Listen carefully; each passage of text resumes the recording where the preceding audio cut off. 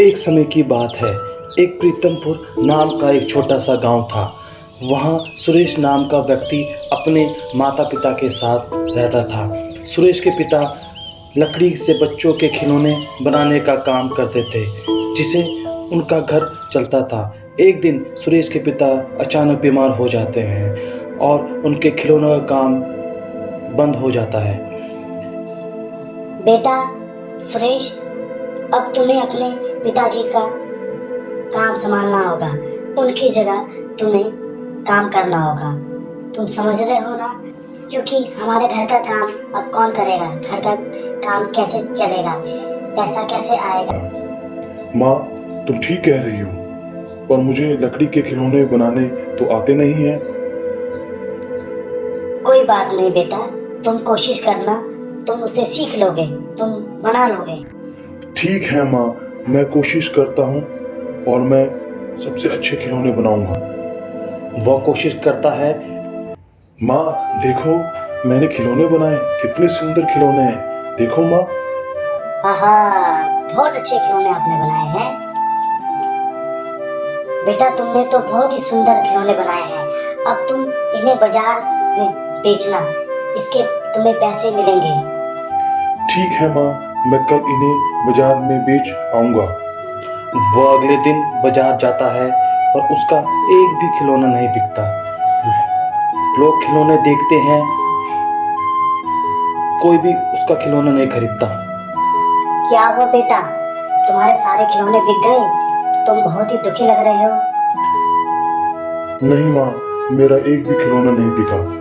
लोग खिलौना तो देखते थे, पर उन्हें कोई नहीं खरीदता था।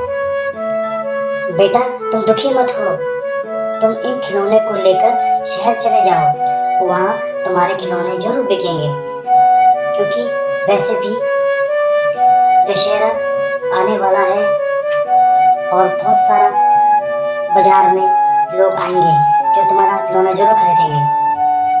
ठीक है माँ, मैं कल ही शहर जा रहा हूँ और वहाँ पर खूब सारे अपने खिलौने बेचूंगा। वो अगले दिन शहर चला जाता है और वहाँ उसके सारे खिलौने बिक जाते हैं और वो बहुत ही खुश हो जाता है। वह खिलौने बेचकर शहर से अपने घर आ जाता है। तभी उसे गांव का एक आदमी दिखाई देता है, जो कि बहुत दुखी दिखाई देता है। वह उससे पूछता है। क्या हुआ काका, आप बहुत ही दुखी लग रहे हो। हाँ बेटा, मैं बहुत ही दुखी हूँ। क्या हुआ? क्या मैं आपकी कोई मदद कर सकता हूँ? बेटा, अब दशहरा आने वाला है। मैं रावण के पुतले बनाने का काम करता हूँ, पर मैं इस बार पुतले नहीं बना सकता, क्योंकि शहर में मेरे बेटे की तबीयत खराब हो गई है।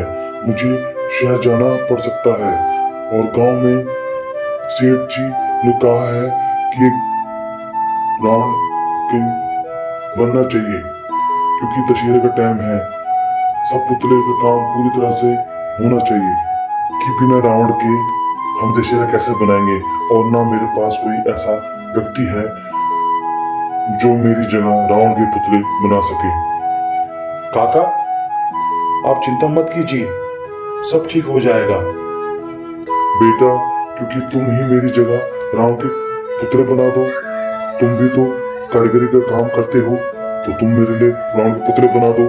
ठीक है काका, मैं रावण के पुतले तुम्हारे लिए बना दूंगा।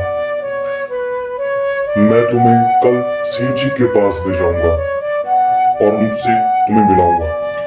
वह घर आ जाता है और सारी बातें अपनी माँ को बताता है। पर बेटा, तुम्हें तो रावण के पुतले बनाने नहीं आते, तुम कैसे बनाओगे? माँ, तुम्हें पता तो है ही कि मुझे बचपन से ही रावण के पुतले बनाने का शौक है। आपको तो पता ही है कि मैं लकड़ी के खिलौने बनाता हूँ और धीरे धीरे मैंने बहुत अच्छे खिलौने बनाने सीख लिए। मैं कोशिश करूँगा तो मैं रावण के पुतले भी बना लूँगा। तुम ठीक कह रहे हो, तुम कर लोगे। वह अगले दिन उस आदमी के साथ सेठ के पास जाता है। सेठ जी, सेठ जी, इसका नाम सुरेश है। ये मेरी जगह आपके लिए रावण के पुतले बनाएंगे। ठीक है। मुझे पुतले बहुत ही सुंदर दिखाना चाहिए और मैं उन पुतले को देख के मुझे अच्छा लगना चाहिए। ठीक है, मुझे पुतले बहुत ही सुंदर दिखाई देने चाहिए। चाहे तुम बनाओ चाहे तुम बनाओ, मैं तुमको इसके पैसे दूंगा। ठीक है सेठ जी, मैं आपके लिए रावण के पुतले बनाऊंगा। वो कुंभकर्ण, मेघनाद और रावण के पुतले बनाने लग जाता है। वह घर आ जाता है और जंगल से लकड़ी इकट्ठा करने लग जाता है। उन लकड़ियों से वो रावण, कुंभकर्ण और मेघनाद के पुतले बनाने लगता है। और इतने अच्छे पुतले उससे पहली बार में नहीं बनते। वो फिर जंगल जाता है और वहाँ से लकड़ी लेकर आता है। वह उस लकड़ी से पुतले बना देता है। बेटा, तुमने तो बहुत ही सुंदर रावण के पुतले बनाए हैं। चलो अब थोड़ा सा आराम कर लो। सुबह से तुम इसमें लगे हो, राहत भी हो गई है, आके आराम कर लो। ठीक है माँ, आता हूँ। सुरेश और उसकी माँ जैसे अंदर जाते हैं और सोने लगते हैं, तभी उन्हें कुत्तों की आवाज़ आती है। वो बाहर आके देखते हैं तो वो देखते हैं कि पुतले जो उन्होंने बनाए हैं वो बोल रहे हैं।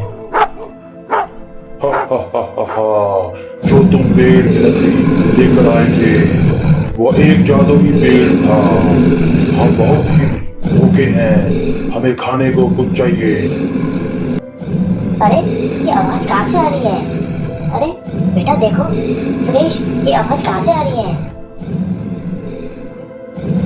ओह, ये तो रावण से आ रही है, पर हमारे पास तो कुछ खाने को नहीं है।